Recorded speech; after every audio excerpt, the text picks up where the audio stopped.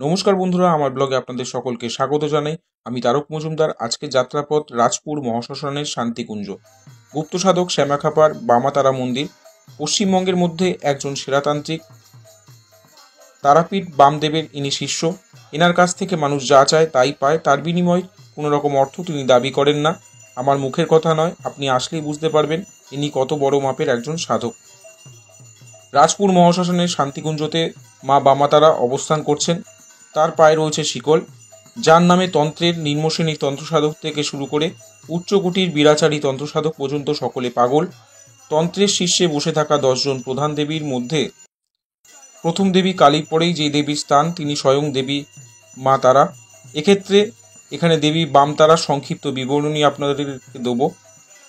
জ্বলন্ত চিতার ওপর শ্বেত পদ্মাসনে সব অর্থাৎ মৃত শরীর বা সবরূপী শিব, তার বুকে বাম পা রেখে ডান পা পেছনে রেখে নানা অলঙ্কারে সুসজ্জিত, দেহের ভীষণ এক ভুরি পেটের অধিকারিণী, নবযৌবন সম্পূর্ণা ভয়ঙ্করী তারা দেবী দণ্ডায়মান।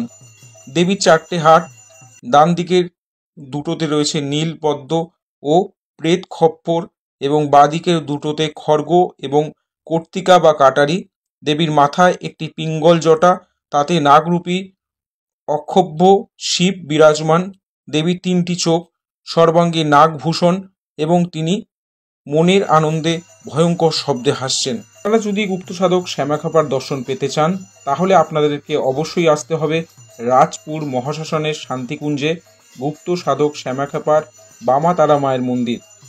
তিনি প্রতি সোম থেকে শুক্রবার বিকেল 3টে থেকে বিকেল 6টা অবধি বসেন।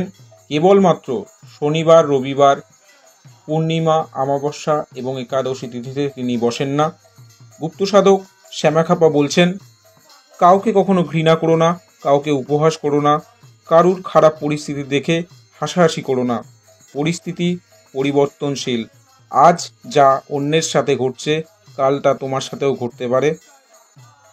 আপনারা যদি এখানে আসতে চান, এখানকার নিকটবর্তী রেলওয়ে স্টেশন সোনারপুর এবং এখানকার নিকটবর্তী মেট্রো স্টেশন রয়েছে কবি নজরুল মেট্রো স্টেশন থেকে অটো করে আসতে পারেন এবং সোনারপুর স্টেশন থেকে আপনারা অটো করে আসতে পারেন।